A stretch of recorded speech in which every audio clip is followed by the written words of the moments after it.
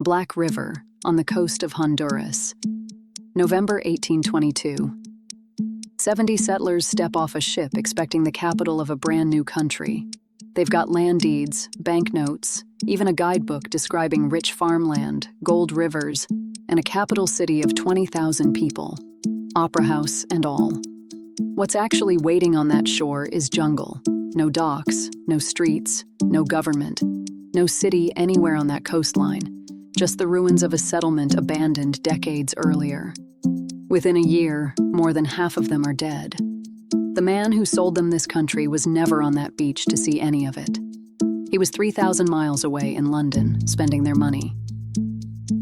This is the story of Gregor MacGregor, the only man in history who invented an entire country, sold it to hundreds of people, and talked his way out of every courtroom that ever tried to make him pay for it.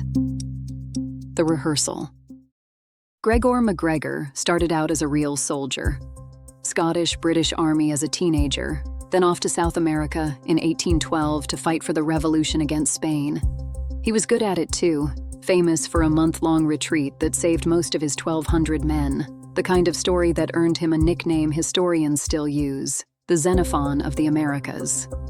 By 1817, he'd had enough of taking orders. He figured if a good story and the right title could get men to follow him, he didn't need anyone's permission to act like a general. So he sold shares in Florida land Spain still owned, and he had no claim to, raised $160,000, and used it to land 80 men on a barely defended island called Amelia. The garrison surrendered without a fight. MacGregor declared it an independent country on the spot and made himself head of state. 10 weeks later, broke and out of options, he sailed off promising to come back with more men and money. He never did. Some French privateer took the island a few days later, and MacGregor's own recruits got left behind under somebody else's flag. Keep this one in mind. Invent the authority, sell the land, disappear the second it gets hard.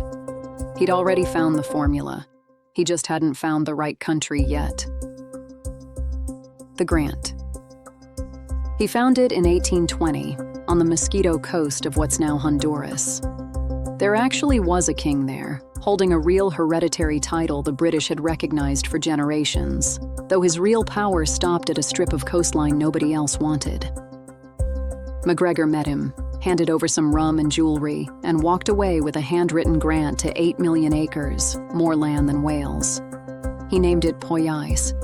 He named himself Cazique of Poyais. He didn't need the land to be good. He didn't need the king's signature to mean anything in a real court. He just needed a document official looking enough that bankers 3,000 miles away in London had no easy way to check it. That's all a fake country actually requires. The guidebook. Back in London by 1821, MacGregor opened an office in the financial district and started selling. He put out a book, over 350 pages of confident detail about Poyais, a capital called St. Joseph, 20,000 people, a bank, a cathedral, an opera house. None of it was real. Land sold for a couple shillings an acre, rising fast as demand grew. By 1823, he'd sold around 500 certificates. A £200,000 bond followed, floated through an actual respectable London bank at 6% interest, looking exactly like any other government debt of the era. He recruited hardest in Scotland, his own homeland, where his war record meant something a stranger's word never could. He wasn't asking people to trust a con man.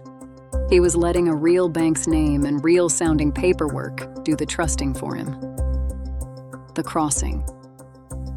In September of 1822, the first ship, the Honduras packet, left with 70 settlers. They reached Black River that November and found nothing. No city, no government, no St. Joseph. 4 months later, close to 200 more arrived on a second ship and found the exact same thing. A third group of over 100 followed right after. They'd been promised fertile land, 3 harvests a year, a finished capital waiting for them. Instead, there was uncleared jungle, no roads, no shelter, but what they built themselves, and the rainy season closing in. British officials nearby told them flatly that Poyais didn't exist. Even the Mosquito King said he'd never authorized MacGregor to sell anything. the reckoning. Then came the disease. Malaria, yellow fever, dysentery, no doctor, nowhere to go. Food ran out. One ship's captain saw a storm coming and just left, taking supplies with him. By the time a passing ship found the survivors that May and started ferrying them to British-held Belize, 10 people were already dead. It didn't get much better there either.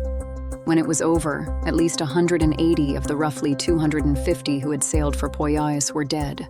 Fewer than 50 ever made it home. MacGregor wasn't anywhere near any of it.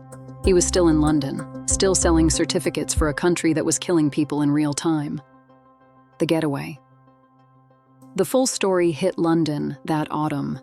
MacGregor blamed everyone but himself, his agents, the officer he'd put in charge, and insisted he'd been fooled too. A handful of survivors even signed a statement defending him. He didn't stick around to argue it in person. Days before the last ship of survivors landed, he told friends he was headed to Italy and slipped off to Paris instead. Within 2 years, he ran almost the exact same scheme there, a made-up colony this time, sold through a company called New Neustria to French investors who had never heard of Poyais. French authorities charged him and 3 others with fraud. Only one got convicted. MacGregor walked. Every excuse he ever gave came after the bodies were counted, never before. And the second his first fake country finished killing people, he built another one. That's not panic. That's just a method he trusted. The cazique. MacGregor kept running smaller versions of the scam around London for another decade. In 1838, he sailed back to Venezuela, where none of this mattered. There, he was a war hero. Full pension, a general's commission, 6 more years of service. He died in Caracas in 1845, buried with full military honors in the cathedral, under a flag he had actually fought for. Nobody who died on that Honduran coastline got a funeral like that. So which Gregor MacGregor do you believe? The war hero who brought 1,200 men home alive. The man who built a country out of nothing and let strangers die finding that out. Or just someone who understood, better than almost anyone in history, that the story people believe about you always outlasts the truth, as long as you're the one telling it first. Let us know what you think in the comments and subscribe for the next case.